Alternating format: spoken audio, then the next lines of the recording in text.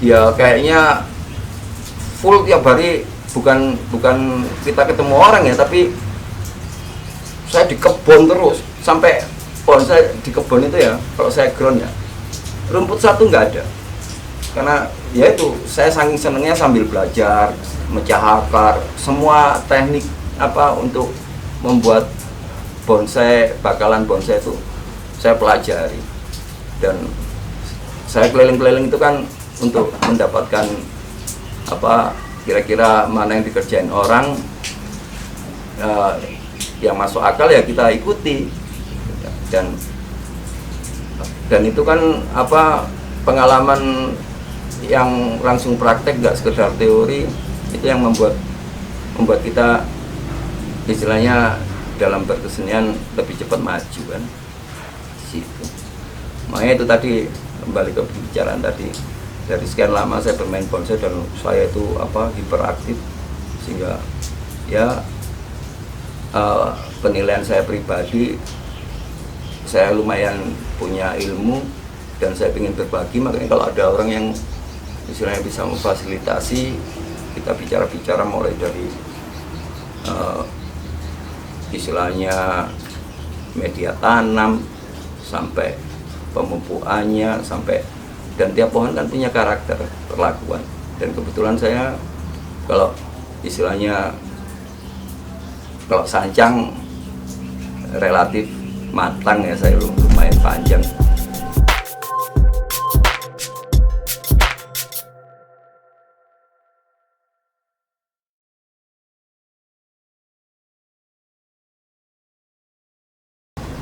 Ya itu awal saya bermain bonsai, pada saat itu tren bonsai Indonesia lagi gemar di bidang itu, sehingga bahasanya kan kita awal ngikutin pasar, sehingga saya juga, dan kebetulan Jogja ini dekat dengan produsennya Gunung Kidul kan, untuk Premna, untuk Wahong, relatif dekat. Mungkin kalau misalnya saya di daerah lain jauh ya nggak mungkin saya dekat dengan bahan. Iya, dekat dengan bahan karena kan produsen. Zaman itu kan anggap aja tahun 2004 2005 itu kan relatif masih banyak Wahong di pantai-pantai Gunung Kidul. Di situ sehingga akhirnya saya di apa relatif bonsai banyak yang jenis itu. Pada saat trennya udah habis pun, karena saya nggak niat bisnis, nggak niat apa, ya tetap bahan itu yang saya tekuni gitu. Dan awalnya Wahong kan saya ambil karena pohon itu tua di alam dan hidup di tanah yang keras, sehingga kesan tuanya bagus, sehingga ada banyak keringan-keringan alami yang, dan awalnya sehingga kesancang karena rencananya kita sambungkan, kita grafting ya. Jadi pohon utamanya, pohon awalnya Wahong, nanti cabang-cabangnya itu sancang. Dan ada beberapa yang ya sampai jadi, ya salah satunya mungkin yang di itu ya, apa yang saya mikas gitu. Alasannya saya membuat alternatif itu karena bahan yang ada kan, sancang itu kan kalau kita bikin formal dan sebagainya yang biasa dibuat orang itu, selain udah banyak ya, saya pribadi itu saya gila akar. Jadi akar itu pada saat dia naik ya, niagari kalau bahasa Jepangnya ya, itu buat saya eksotis, kayak tulang-tulang gitu kalau kering ya kan, dan geraknya memang alami, dibuat oleh alam, nggak kita rekayasa, nggak. Jadi, dan tantangannya yang berat kalau dari akar kan bahasanya ngepen itu apa ya, jadi besar mengecilnya itu kan terbalik. Jadi awalnya kan yang dekat tanah itu yang kecil, yang di atas yang besar. Nah, itu tantangannya di situ, bagaimana kita membuat keseimbangan sehingga yang dekat tanah itu membesar, sehingga mendapatkan komposisi yang bagus. Sehingga karena supaya membesarkan akar itu harus banyak. Kalau akarnya sedikit kan untuk mencari keseimbangan makin lama. Kalau banyak kan satu gerombolan yang banyak sehingga kesannya masih bisa lebih secara teori bonsai komposisinya lebih cepat ketemu gitu. Dan expose root itu ya, kalau masalah itu mungkin kembali ke pribadi karena memang passion saya di sana, ya itu keminatan saya memang di situ. Hampir semuanya Pak Bobo? Atau jenis ini aja? Untuk expose rootnya itu? Oh enggak semuanya. Enggak semuanya, cuman relatif paling enggak kalau memang itu apa pohon-pohon formal ya kita usahain ya yang seperti sebenarnya kan ilmu bonsai itu kan kita nggak seperti berkesenian yang lain. Kita nggak bisa, ide kita nggak bisa wild, nggak bisa liar, karena ada satu pakem yang nggak bisa kita lepas di seni bonsai itu. Kita harus ikut dengan fenomena alam. Kalau itu melawan fenomena alam, dianggap nggak alami, bukan bonsai, handicraft kan gitu, pekerjaan tangan ya kan. Jadi ya kita sesuaiin, dan terutama saya berkesenian bonsai, saya tidak mau terjebak hafalan, pengulangan. Jadi tiap kali saya desain satu bonsai, saya nggak mau memaksa pohon itu harus nurutin saya, tapi saya nurutin bonsai itu memaksimalkan kemauan dasar pohon itu, yang dibilang flow gerak dasar pohon itu yang kita maksimalkan. Jadi kalau kita maksain diri memang dibantu kawat bisa, pada akhirnya sia-sia pohon itu nggak akan bisa bagus. Karena dan kita sebagai artisnya kesannya jadinya hafalan, pengulangan, karena yang ada di kepala kita pernah sukses satu gaya seperti itu kan, kita kepingin ngulangi lagi, kita nggak berkembang, akhirnya stuck di situ aja. Karena taunya ya gaya itu yang bagus kita ulangi ya hafalan ya kan.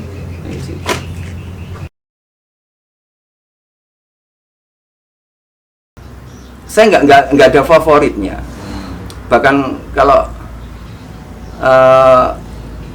pendapat saya, kalau pohon itu memang kita kebetulan bahan bonsai itu secara ini mungkin ukurannya di atas M ya, L, XL gitu. Tapi kalau komposisinya relatif lengkap, bagus ya, kalau orang proporsi dari gerak dasarnya, dan pohon yang seperti itu kan nggak gampang. Pertama itu, yang kedua nggak gampang nyarinya bahannya, buatnya, atau ya duitnya gede, kita bisa jalan pintas dengan beli ya kan. Dan kalau sudah dapat bahan itu, untuk jadinya pun pohon itu makin besar kan makin lama. Bukannya saya takut dengan tantangan itu, ya tantangan sih masalah angka relatif ya, kalau memang ada yang benar-benarnya. Cuman yang paling basic lagi yang saya anggap bonsai, ya bahasa bonsai sendiri kan pohon di pot. Kalau pohon di pot itu gede-gede banget ya, mending pohon di alam aja. Yang penting gini loh, meskipun kecil, dia kalau bahasa bonsainya itu balance, imbang, serasi, harmoni. Tolak ukurnya apa? Kita koreksinya dengan kamera. Kamera berarti kan apa istilahnya,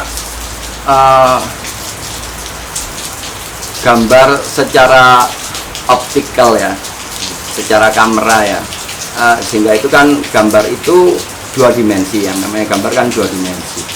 Jadi tampak depannya mana, kita ambil gambar itu terus kita koreksi dengan tidak ada pembandingnya, tinggal kita koreksi itu ya, namanya bahasa seni, bahasa jiwa, batin kita tinggal lihat aja ini mewakili pohon di alam enggak. Kita berandai-andai di bawah pohon itu ngeliat percabangannya dan sebagainya, itu kan fenomena alamnya. Kalau ternyata di hati kesannya kayak pohon yang tua yang ini, ya udah, kita sebagai desainer sukses. Jadi nggak lihat dimensi asli pohon itu, meskipun kecil. Kalau imbang, kadang-kadang pohon yang besar, bonsai yang besar kita foto ternyata belum alami, belum serasi, belum imbang, belum harmoni, kan kelihatan.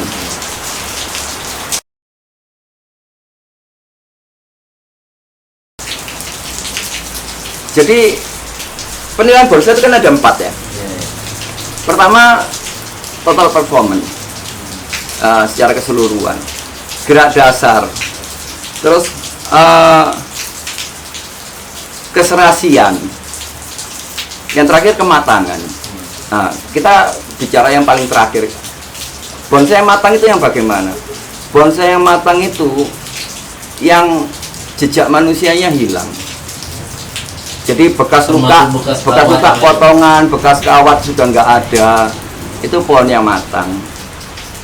Jadi sehingga kesantuannya ada, dan itu kesantua sendiri ada bahasa tersendiri untuk desain bonsai aging itu ya, untuk mempertua pohon itu ada yang dipukulin, ada yang dipahat-pahat, yang memang awalnya nggak alami, pada saat dia sudah tua nutup semua apa.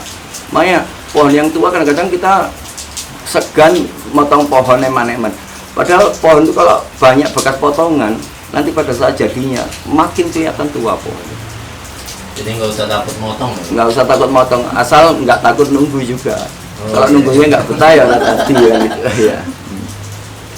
Terus keserasian ya, kompak daun, percabangan, ramifikasinya bener dan sebagainya. Tapi masih belum kesantuannya, ada luka yang belum nutup atau bekas kawat yang masih membekas, yang seperti itu. Makanya bonsai yang dibilang matang itu paling nggak training di atas 10 tahun. Itu pun pohon kecil. Kalau pohon gede ya mungkin bisa lebih. Di situ. Kalau gerak dasar ya di situ modal pohon, kakinya, akar-akarnya mencengkeram tanah.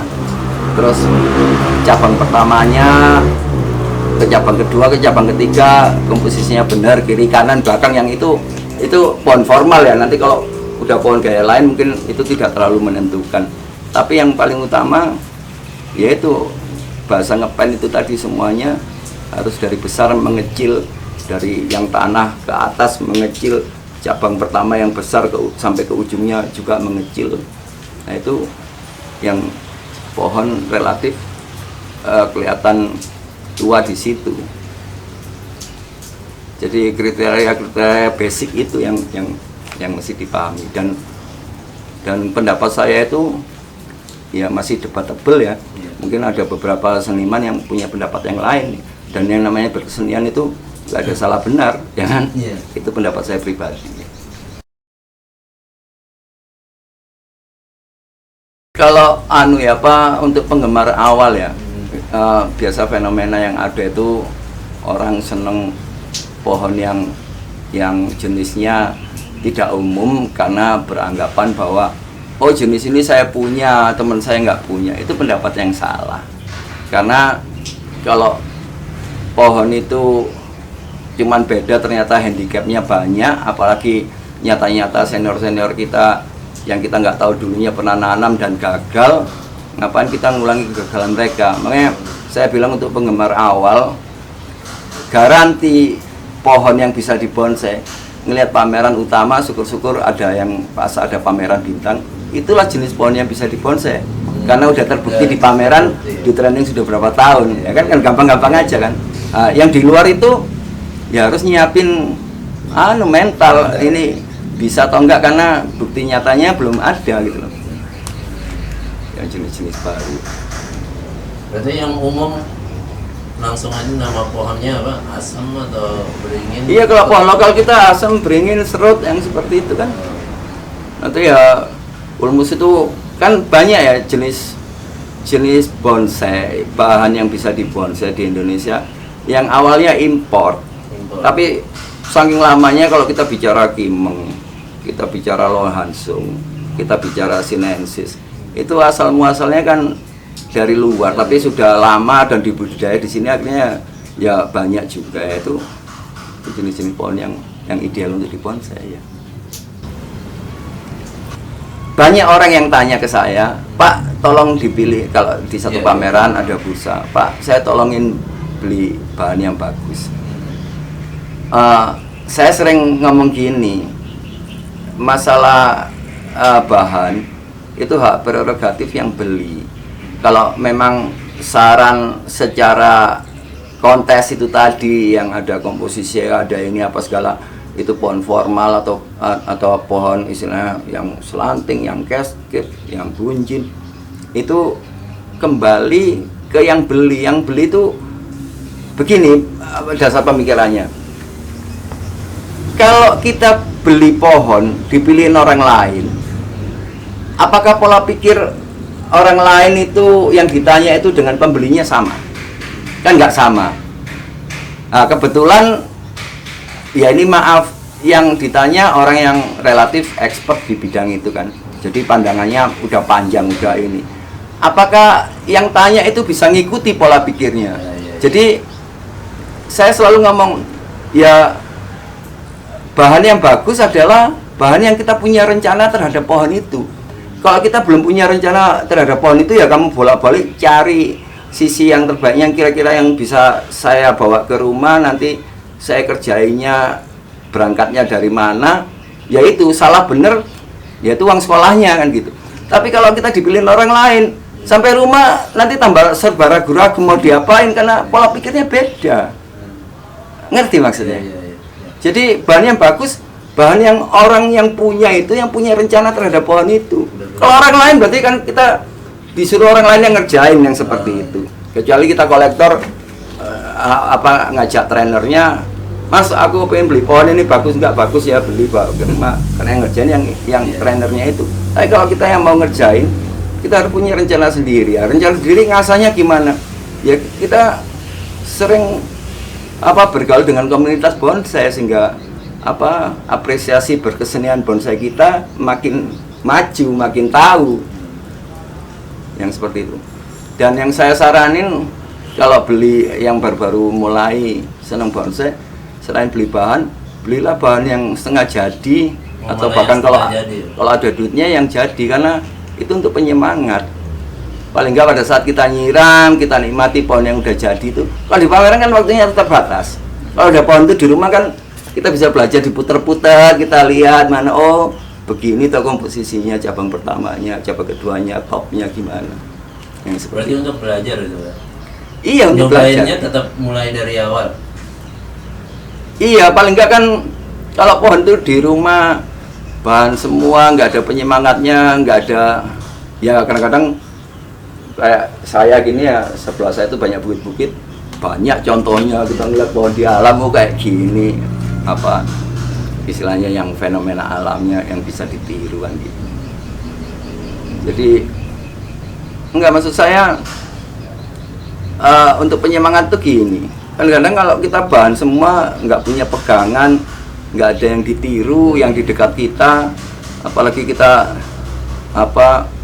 relatif nggak confidence, nggak percaya diri, sehingga untuk padahal itu nyata-nyata cabang itu nggak kepake, kita mau motong aja eman-eman kan, eman-eman orang keduman nyinden wae. Ini mungkin mungkin penyakit orang baru juga termasuk saya. ada keinginan untuk kayaknya ngumpulin semua jenis itu, gimana itu Pak Koko? Ya itu saya bilang itu terjadi sama semua orang. Saya pun awalnya juga seperti itu. Itu kan ya manusiawi ya. Pada saat kita yang dibilang bahasa euforia yang berlebihan kan seperti itu. Nah, giliran itu sudah hilang, sekedar nyiram aja males sehingga bahan itu mati sia-sia kan. Itu kan fenomena seperti itu sangat sering terjadi. Berarti sebaiknya gimana Pak? Untuk mulai itu kita milih satu jenis pohon aja atau Kalau kita coba semuanya? begini loh Mas, basicnya kita berkesenian berhobi hobi ya, satu kesenangan itu apa? Kan nyenengin diri sendiri. Ya. Pada saat kita punya banyak seneng berarti kan big deal-nya udah ketemu. Kalau itu udah ketemu, ya anggap aja kalau memang ada kegagalan itu uang sekolahnya. Karena kita istilahnya agak lemah mengendalikan nafsu ya kan. Kalau menurut saya yang ideal, makanya kita berkomunitas seperti ini, tukar pikiran, yaitu pohon yang kita kumpulin, yaitu pohon yang pasti bisa dibonsai itu tadi jenisnya. Macam-macam nggak apa-apa, tapi relevan untuk dibonsai kan gitu kan. Nggak yang aneh-aneh kayak pohon apa itu kupu atau cendrawasih oke, bisa kalau kita punya villa di Kaliurang sana, karena masalah aklimatisasi kan, ketinggian dia nggak bisa adaptasi di dataran rendah, pasti nggak bagus. Nah, kita di dataran rendah maksa, berarti kan kita kepingin jadi Tuhan baru, kayaknya agak susah ya. Yang seperti itu lah, makanya jenis-jenis yang masuk akal, yang itu yang kita pelihara. Nah, kalau kita bisa dapetin semua jenis, ya nggak masalah. Itu pertama. Yang kedua, lebih selektifnya lagi, tiap pohon yang kita beli kita punya rencana besok mau diapain. Tahap awal pohon ini saya beginian. Oh iya, ini mesti saya nolin dulu. Sesudah dinolin, ya kita nyediain waktu nunggoni supaya dia tumbuh besar idealnya dari bekas potongan cabang pertamanya itu udah memenuhi syarat paling nggak ya ya itu perencanaan untuk selanjutnya itu yang macam-macam. Tiap orang punya rencana, dan itulah susahnya ya bonsai. Kita berseni lain ya, melukis atau patung, kita punya ide, kita kerjain jadi. Kalau ini kita kerjain tunggu setahun, 2 tahun, 3 tahun baru, itu tantangannya. Bahkan ada yang bilang nggak pernah selesai. Makanya ini hobi hobi mimpi kan. Iya, hobi semuanya itu banyak plan A, plan B, plan C, tapi kalau kita nggak betah, kita nggak siap nunggunya, akhirnya juga nggak jadi, sia-sia. Berarti pilihan pertama untuk jenis pohon itu yang berumur panjang gitu Pak? Ya itu tadi yang di pameran udah di kelas utama, atau ya, kalau memang pameran besar ada kelas bintang, ya itu. Patokannya ke situ aja. Iya, patokannya jenisnya yang di situ aja. Karena itu kan udah bukti nyata pohon itu di pot yang dipelihara lama ternyata sehat sampai sekian lama sehingga dikonteskan. Itu kan salah garansi ujian bahwa memang jenis pohon itu bisa kan gitu. Bisa dibonsai.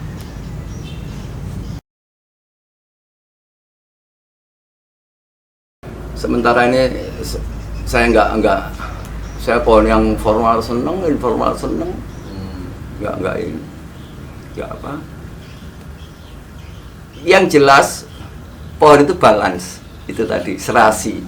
Kalau pohon itu serasi, tetap kita istilahnya berkesan bahwa ternyata pohon itu kalau dikecilin, kita pelihara di pot itu ternyata bisa juga seperti ini.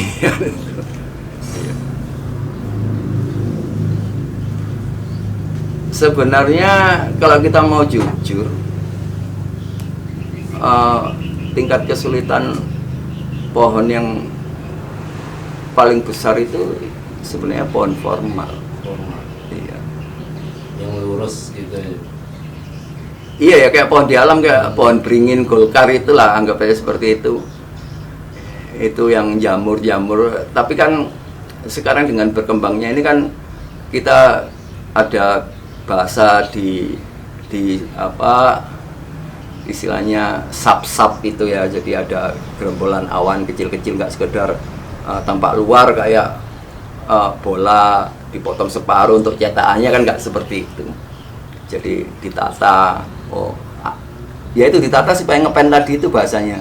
Jadi cabang pertama dia punya gerombolan tersendiri, nanti pecah sendiri, nanti jadi awan-awan kecil-kecil sendiri, penataan yang seperti itu.